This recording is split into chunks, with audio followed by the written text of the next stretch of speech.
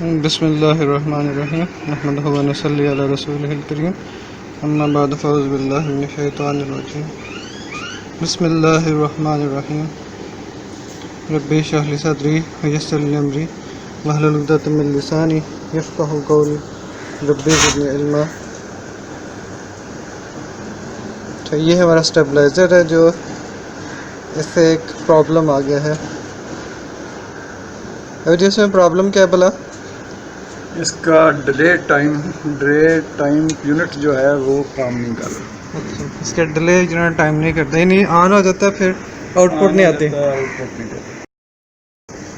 5 minute کے بعد stabiliser کو آؤٹ پٹ آن کر دینی چاہیے، اور اس اسٹیبلائزر کا اس طرح سے کہ جب آپ آن کرتے ہیں تو ریڈ لائٹ آن ہو جاتی ہے، 5 منٹ کے بعد پھر اورنج لائن آن ہو جاتی ہے، اور اس وقت آؤٹ پٹ بھی آنا شروع ہو جاتی ہے۔ لیکن اس کا یہ مسئلہ ہے کہ یہ یہاں پہ شفٹ نہیں ہو رہا، یہ اس وقت آن ہو گیا لیکن اس کو چوٹ لگانے کی بنا پہ ہوئے، ریلے کو چوٹ لگائیں تو پھر یہ آگے شفٹ ہو رہا ہے۔ تو اس کا مطلب ہے کہ ریلے کے میکینیکل کانٹیکٹ میں کوئی مسئلہ ہے۔ جیسے میں نے بتایا چوٹ لگانے سے ریلے کام کرتے۔ ابھی ہم نے پنکھے کی تار لگا کے اجیے تھے نا، اس کی آؤٹ پٹ چیک کر لی ہے، اور چوٹ لگائیں تو ریلے آن ہو جاتا ہے، اور یہ پنکھے پہ پنکھا بھی چل گیا۔ اس کا مطلب ہے کہ باقی سرکٹ ٹھیک ہے، صرف ریلے کا مسئلہ ہے۔ تو اس ریلے کو اب ہمیں تبدیل کرنا ہوگا۔ یہ اس کا ٹائمنگ سرکٹ ہے، یہ میرا خیال ہے ٹائمنگ کیپیسٹر ہے، اور اس کی ویلیو ہے 470 مائکرو فیرڈ۔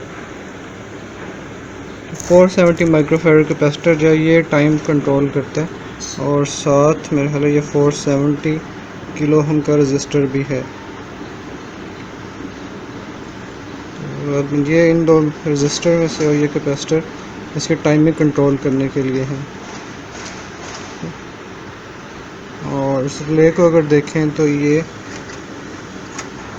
یہاں سے تھوڑا سا برن ہوا نظر آ رہا ہے، اور ابھی میں اس کو کنٹینیوٹی میٹر سے ٹیسٹ کرتا ہوں، اور اس میں نارمل یہ ہے کہ یہ جو دو کانٹیکٹس ہیں یہ ریلے کی پاور سپلائی ہے، درمیان والا جو ہے یہ کامن ٹرمینل ہے، اور یہ باری باری یہاں یا یہاں پہ کنیکٹ ہوگا۔ تو آبویسلی ایک ان میں سے آن پوزیشن ہوگی، ایک آن پوزیشن ہوگی، لیکن کسی بھی وقت ہم اگر چیک کریں تو ریلے کی درمیانی تار کو سائڈ والی دونوں تار کے ساتھ کانٹیکٹ بنانا چاہیے۔ تو اسے میں ابھی ملٹی میٹر میں کنٹینیوٹی ٹیسٹر سے چیک کرتا ہوں کہ یہ ریلے کا کون سا کانٹیکٹ ابھی ملا ہوا ہے۔ تو یہ میں نے یہاں لگایا ہے، تو ادھر ریلے کانٹیکٹ نہیں بن رہا، اور یہاں پر بھی نہیں بن رہا۔ تو اس کا مطلب ہے ریلے میں مسئلہ ہے، کوئی نہ کوئی ایک کانٹیکٹ ضرور بننا چاہیے۔ تو ہم اس ریلے کو ریپلیس کر کے دیکھتے ہیں۔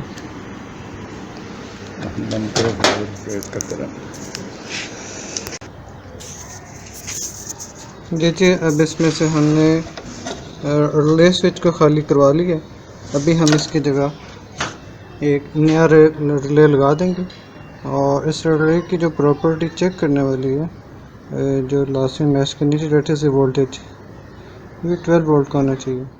اب نیا ریلے ہم نے سولڈر کر دیا، اور یہ نیا ریلے لگ گیا۔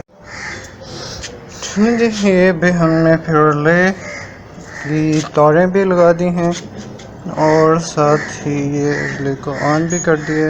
ابھی ریڈ جو ہے وہ آن ہے، اور اگر ہمارا ریلے ٹھیک لگا تو کچھ دیر کے بعد اس کو یہاں پہ اورنج لائٹ کو آن ہو جانا چاہیے، اور یہاں پہ ہم نے پنکھا لگا دیا، اور دیکھتے ہیں کیا بنتا۔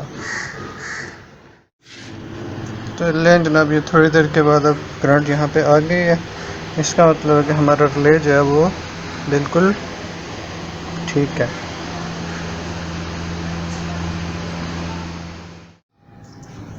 بسم اللہ الرحمن الرحیم۔ دوستو یہ ریلے بھی اب ہم نے ٹھیک کر دیا ہے کافی حد تک۔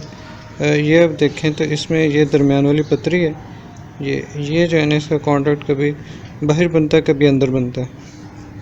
تو اصل میں اس کی خرابی کی وجہ یہ تھی کہ یہاں پر کانٹیکٹس کے درمیان کاربن آ گیا تھا، اس لیے یہ کانٹیکٹ نہیں بن رہا تھا۔ یہاں بھی کاربن تھا، تو ہم نے یہ کیا بلیڈ کے ساتھ اس کو صاف کر دیا، اور اب یہ کانٹیکٹ بننا شروع ہو گیا، یعنی یہ پرانا ریلے بھی اب ٹھیک کام کرے گا انشاءاللہ العزیز. ٹھیک ہے، یہ دیکھنے کو ہوتا ہے کہ نہیں ہوتا. ٹھیک ہے، یہ ہے.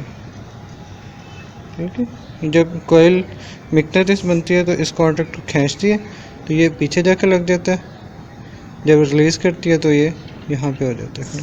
تو یہ جو دو کانٹیکٹس ہیں، اور ان میں سے ایک یہاں پہ کنیکٹ ہے اور ایک یہاں پہ کنیکٹ ہے، ایک ادھر ایک ادھر، یہاں پہ اور یہاں پہ. اور ان میں سے نارمل اوپن کون سا کانٹیکٹ ہے؟ دیکھیں نارملی یہ جو ہے باہر کی طرف جھکا ہوا ہے، اور باہر والا کنیکشن یہ ہے.